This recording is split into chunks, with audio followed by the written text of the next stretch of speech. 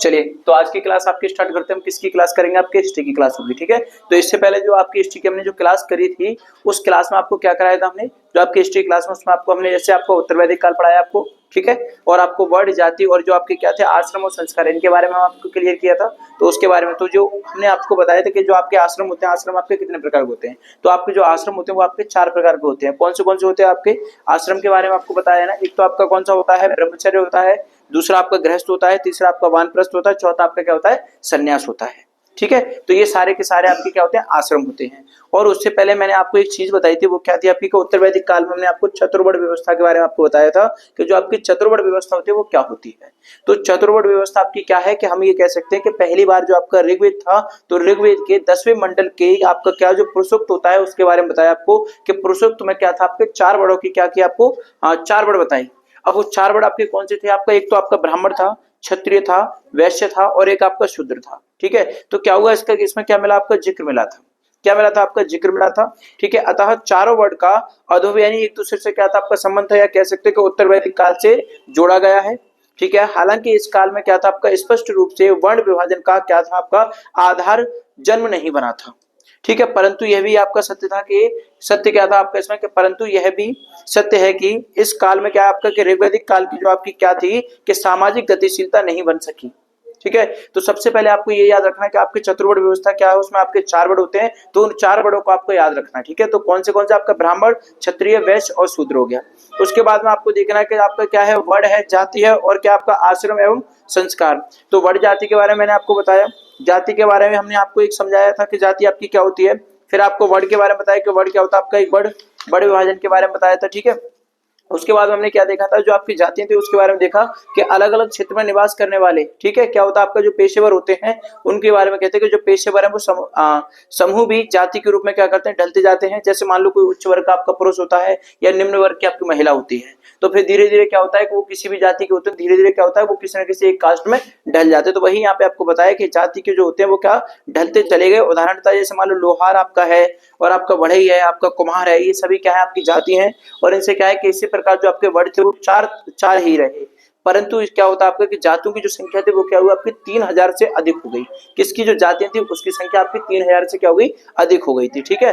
फिर उसके बारे में हमने आश्रम के बारे में जाना। तो आश्रम आपको बताया कि आश्रम आपके 4 होते हैं। तो चारों आश्रम के नाम मैंने आपको बताए कि ब्रह्मचर्य, गृहस्थ और आपका वानप्रस्थ और संन्यास, इसके बारे में बताया। फिर हमने देखा आपके कि जो आपका क्या है, जो आश्रम है, आश्रम को हम निम्न उद्देश्य से देख सकते हैं, ठीक है। तो आश्रम व्यवस्था क्या आपकी कि जो आश्रम व्यवस्था है, तो आश्रम व्यवस्था के निम्न उद्देश्य थे। कौन से थे आपका कि पहला उद्देश्य आपका क्या था कि घोषित उद्देश्य था। इसमें क्या था आपका कि इसमें आपके 4 प्रकार के क्या होते हैं, ऋण होते हैं। क्या होते हैं आपके ऋण होते हैं, और वो कौन से ऋण होते हैं, तो आपको याद पता होना चाहिए कि जो आपका ऋण होते हैं, ऋण कितने प्रकार के होते हैं आपके 4 प्रकार के। अब वो कौन से आपके ऋण होते हैं उनके बारे में आपको पता होना चाहिए कि पहला होता है आपका देव ऋण, दूसरा होता है आपका ऋषि ऋण, और तीसरा होता है आपका पितृ ऋण, और चौथा होता है आपका मानव जाति के ऋण से क्या होते हैं, ये मुक्त होना। क्या होता है इनसे कि मानव जाति का जो ऋण होता है उससे क्या हो जाते हैं, ये मुक्त होते हैं। तो उसके बाद में इसका बी पॉइंट मैंने आपको बताया, उसमें क्या था आपके धर्म था, क्या था आपका अर्थ, धर्म, काम एवं मोक्ष। ये 4 क्या है आपके पुरुषार्थ हैं, क्या है आपके 4 पुरुषार्थ हैं, ठीक है। तो ये चारों मैंने आपको बताया, यानी अर्थ बताया, धर्म बताया, काम बताया, मोक्ष बताया। चारों क्या हो गए आपके पुरुषार्थ हो गए। कोई क्या करते हैं इसको कि पुरुषार्थ को प्राप्त करना होता है। तीसरा मैंने दूसरा पॉइंट आपका दिया, ये तो आपके घोषित करने के यानी उसके 2 पॉइंट हो गए आपके। फिर दूसरी हेडिंग मैंने आपको बताई वास्तविक उद्देश्य। इसका मतलब होता है आपका क्या कि व्यक्ति की स्वतंत्रता एवं सामाजिक, क्या जो व्यक्ति है उसकी स्वतंत्रता एवं सामाजिक, इन दोनों के बीच में क्या करना पड़ता है हमें कि संतुलन स्थापित करना पड़ता है। यानी कह सकते हैं इन दोनों को क्या करना पड़ता है कि इनकी जो संतुलन अवस्था होती है उसको क्या करते हैं, बैलेंस करते हैं, यानी इन दोनों को बनाए रखते हैं। इसी प्रकार फिर हमने देखा आपका जो संस्कार है, संस्कार को जाने के संस्कार क्या होते हैं। तो एक गौतम नाम के आपके थे, जो सूत्रकार आपके गौतम नाम के एक व्यक्ति थे, उन्होंने क्या किया कि इसको जो सूत्र होते हैं, सूत्र को उन्होंने क्या किया कि 40 तरीकों का जिक्र किया था। उन्होंने बोला कि जो आपके संस्कार होते हैं, संस्कार क्या है कि आपके 40 यानी क्या उन्होंने कहा था गौतम ने कि 40 संस्कारों का क्या होता है जिक्र किया। उन्होंने 40 संस्कारों का जिक्र किया, और कहने के लिए जो आपके संस्कार होते हैं वो सिर्फ आपके 16 होते हैं। कितने संस्कार होते हैं आपके 16, यानी कि 40 नहीं होते, लेकिन उन्होंने 40 संस्कारों का क्या उन्होंने जिक्र किया। अब जो आपके 16 संस्कार होते हैं वो क्या क्या होते हैं देखिए। तो परंतु सामान्यतः क्या होता है आपका 16 संस्कार होते हैं, और 16 जो संस्कार होते हैं वो कहां से होते हैं आपका कि आपका जो गर्भाधान होता है, जैसे गर्भधान होता है आपका, गर्भाधान से लेकर कहां तक होता है आपका कि दाह संस्कार तक होता है। कहां तक, दाह संस्कार तक, दाह संस्कार का मतलब होता है कि आपका जन्म से, कहां से, जन्म से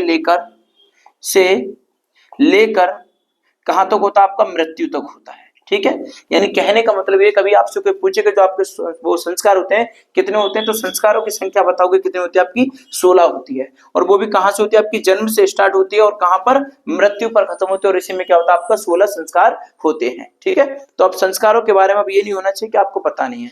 तो आपको पता चल गया कि आपके कितने संस्कार होते हैं, 16 संस्कार होते हैं। ठीक है, वो भी कहां से, जन्म से लेकर मृत्यु तक होते हैं। ठीक है, उसके बाद हमने देखा आपका वर्ण व्यवस्था देखी, उसमें आपको बताया था जो बौद्धायन होते हैं उनके बारे में।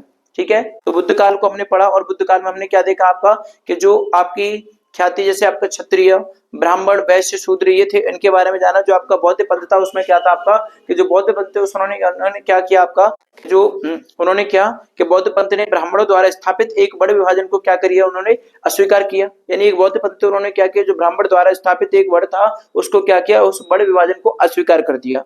अस्वीकार कर, परंतु क्या हुआ उन्होंने, के बदले में क्या किया उन्होंने, वैकल्पिक स्थान या वैकल्पिक व्यवस्था को क्या वो स्थापित नहीं कर पाए।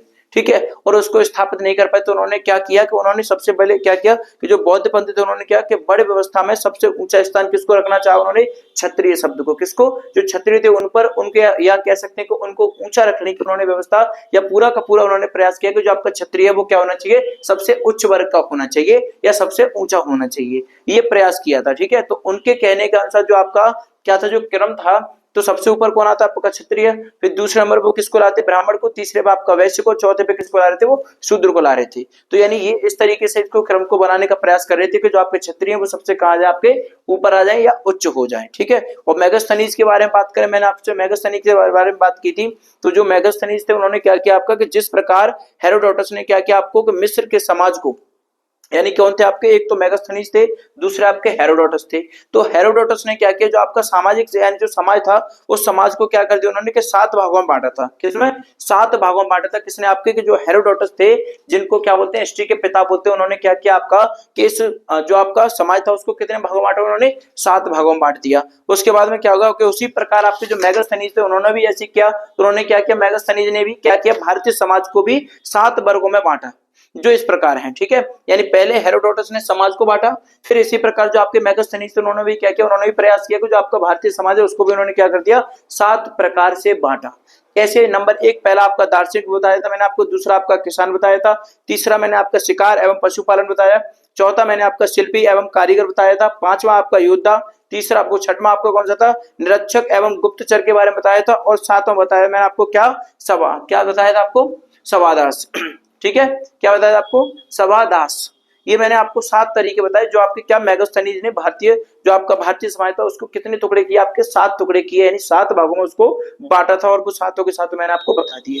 ठीक है, इसके बाद हम बढ़ते हैं, देखिए किसकी तरफ, आपको कौटिल्य के बारे में जान लिया आपने, सब कुछ आप पहले से जान चुके हो। ठीक है, तो आपको क्या करना, बस आपको एक बार इसको रिवाइज करना है, और रिवाइज करके क्या करोगे, आप इसे जान जाओगे। तो आपको इतना पता चल गया कि आपकी जो बड़ी व्यवस्था क्या होती है आपकी, ये सारी चीजें आपको पता चल गया। आश्रम आपके कितने प्रकार के होते हैं ये भी आपने जान लिया।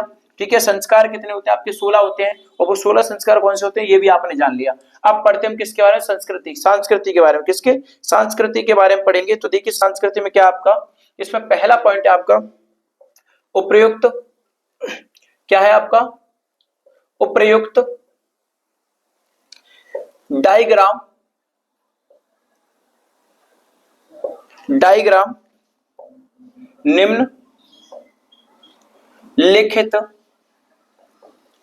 निम्नलिखित बातों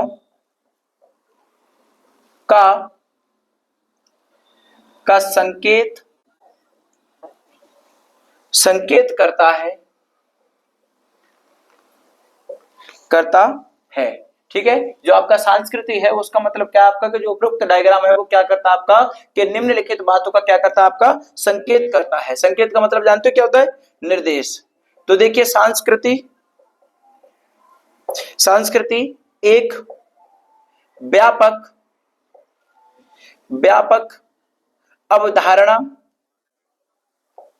अवधारणा है जिसमें जीवन दृष्टिकोण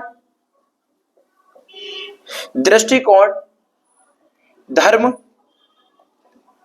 एवं दर्शन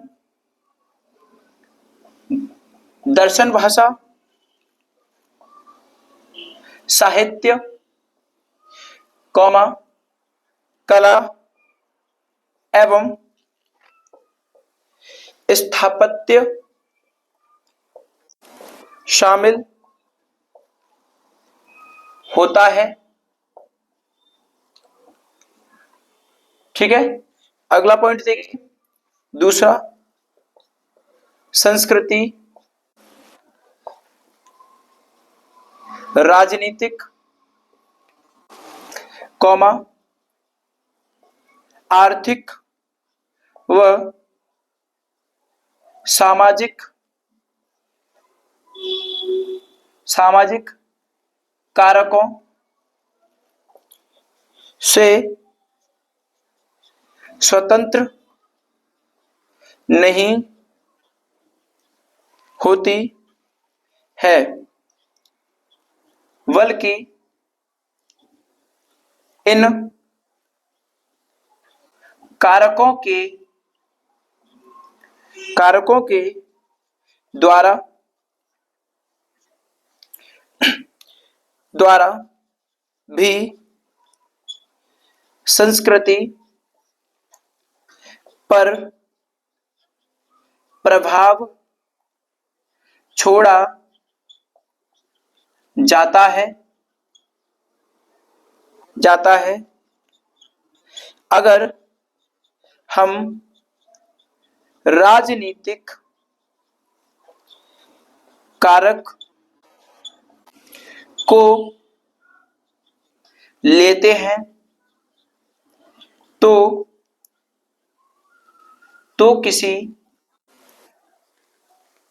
किसी राजवंश या शासक द्वारा धर्म, कला व साहित्य को संरक्षण दिया जाता है। वे अपना संबंध देवताओं से जोड़ते हैं और देवताओं के नाम पर मंदिरों का निर्माण करवाते थे। तीसरा पॉइंट, उसी प्रकार अर्थव्यवस्था की स्थिति संस्कृति को प्रभावित या कह सकते हो प्रभावित करती है।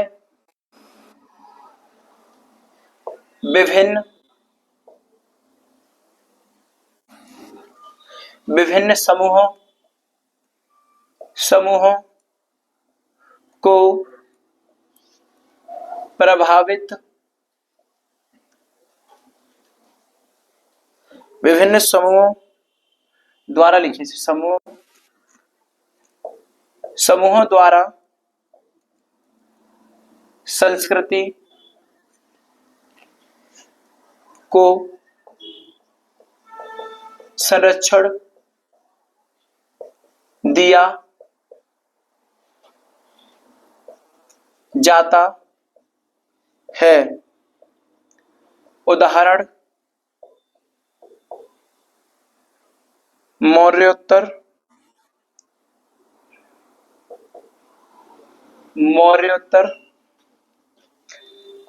काल में राजवंश के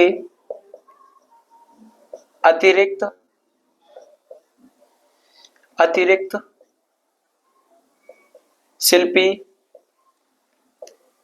व्यापारी एवं कुलीनों ने भी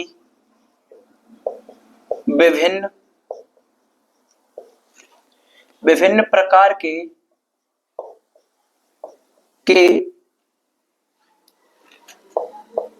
स्थापत्यों का निर्माण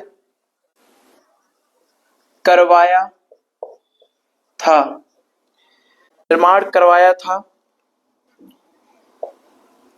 उसी प्रकार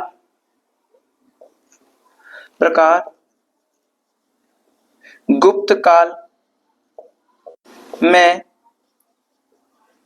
कला के विकास को नगरीय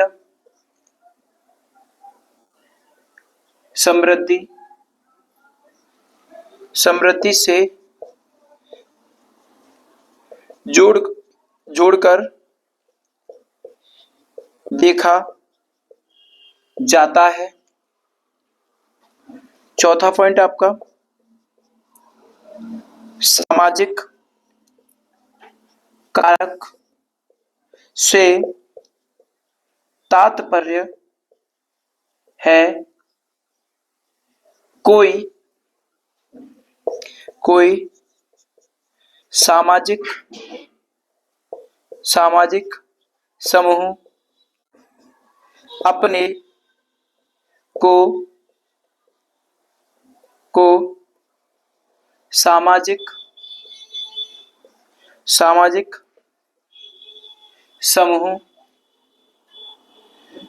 समूह में ऊंचा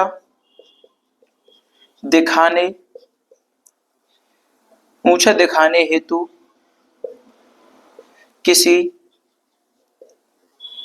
धर्म का मंदिर या स्तूप का निर्माण करवाते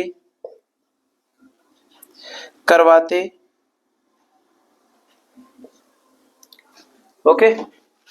देखिए ये क्या है आपका, ये हम पढ़ रहा है क्या, सांस्कृतिक। इसके बारे में देखो मैंने क्या लिखा है यहाँ पे दिया आपको सबसे पहले कि उपरोक्त डायग्राम में क्या है आपका कि निम्नलिखित बातों का क्या है आपका संकेत है जिससे पता चलेगा कि आपकी संस्कृति क्या चीज होती है। इसमें देखिए पहला पॉइंट आपका दिया क्या है इसमें कि सांस्कृतिक एक क्या है आपका व्यापक अवधारणा है। कैसी है कि व्यापक अवधारणा है जिसमें क्या होता है आपका कि जिसमें जीवन दृष्टिकोण धर्म एवं दर्शन, भाषा साहित्य क्या आपका कला एवं स्थापत्य क्या है आपका शामिल होता है। क्या क्या होता है आपका कि जो आपकी संस्कृति होती है उसमें आपकी कौन सी चीजें शामिल होती हैं कि एक व्यापक अवधारणा है। कैसी आपकी व्यापक अवधारणा है जिसमें क्या आपका कि जीवन दृष्टिकोण धर्म एवं दर्शन एवं भाषा जो साहित्य होती है आपकी वो, और कला एवं क्या आपका स्थापत्य क्या होते हैं ये शामिल होते हैं किसमें, सांस्कृतिक में। दूसरे पॉइंट में देखो आपसे क्या दिया है उसने कि सांस्कृति क्या दिया आपका संस्कृति राजनीति और आर्थिक। क्या है संस्कृति राजनीतिक आर्थिक व सामाजिक। ठीक है, यानी कौन सी होगी, राजनीतिक होगी आपकी, आर्थिक होगी आपकी, सामाजिक होगी। ये क्या आपका कारकों से स्वतंत्र नहीं होती है। क्या आपका जो संस्कृति होती है वो क्या होती है आपकी जो संस्कृति है वो तीन चीजों से क्या होती है आपकी स्वतंत्र नहीं होती है। तो यानी जो राजनीति वो संस्कृति है वो क्या है राजनीतिक आर्थिक और सामाजिक, इनसे क्या है ये स्वतंत्र नहीं होती है, बल्कि इन कारकों के द्वारा भी संस्कृति पर क्या होता है आपका प्रभाव छोड़ा जाता है। ये क्या होता है जो आपकी ये संस्कृति है इनसे क्या होता है, इन कारकों से क्या होता है आपका कि संस्कृति पर क्या छोड़ते हैं ये प्रभाव छोड़ते हैं। ठीक है, अगर हम राजनीतिक कारक को लेते हैं, अगर हम किसी राजनीतिक कारक को लेते हैं तो किसी राजवंश या शासक द्वारा धर्म, कला एवं साहित्य को क्या करना है, संरक्षण दिया जाता है। अगर हम किसी राजनीतिक का अगर सहारा लेते हैं, जैसे मान लो कोई राजनीतिक आपकी है, कारक है, उसका क्या करेंगे, सहारा लेंगे, तो वो क्या करेगा हमारे लिए कि किसी राजवंश या शासक द्वारा क्या होगा, आपका धर्म, कला एवं साहित्य को क्या मिलेगा, आपका संरक्षण दिया जाता है। वे अपने संबंध क्या करते हैं, देवताओं से क्या करते हैं, अपने संबंध को जोड़ते हैं, और जोड़ने के बाद क्या कराते हैं, जोड़ते हैं, और देवताओं के नाम पर क्या करते हैं, वो मंदिरों का क्या करवाते हैं भैया, निर्माण करवाते हैं। ठीक है, यानी वो इस तरीके से करते हैं। मान लो किसी राजनीतिक को अगर हम क्या करेंगे, अपने जोड़ते हैं, तो फिर वो हमारा क्या करेगा, सभी चीजों का वो क्या करेगा, संरक्षक करेगा, और संरक्षण करेगा तो फिर क्या करेगा, वो के देवताओं के नाम से क्या करता है, वो अपने आप को देवताओं से जोड़ते हैं, और जोड़ने के बाद क्या करते हैं कि अपने देवताओं के नाम पर क्या करते हैं, मंदिरों का निर्माण करवाते हैं, जिससे क्या होता है, उनका नाम हो जाता है। आगे क्या देखिए, तीसरा पॉइंट, कि उसी प्रकार अर्थव्यवस्था, उसी प्रकार अर्थव्यवस्था की स्थिति संस्कृति को क्या करती है, आपकी प्रभावित करती है। किसकी, कि उसी प्रकार जो आपकी अर्थव्यवस्था है वो भी क्या करती है, आपकी कि संस्कृति को प्रभावित करती है। क्या करती है, प्रभावित करती है। आगे देखिए क्या है, प्रभावित करती है। विभिन्न समूहों द्वारा, जो आपके समूह होते हैं उनकी बातें कर रहे हैं कि विभिन्न समूहों द्वारा संस्कृति को संरक्षण दिया जाता है। ठीक है, यानी जो आपके समूह होते हैं उनके द्वारा क्या होता है, जो आपकी संस्कृति उसको क्या देते हैं हम, संरक्षण दिया जाता है।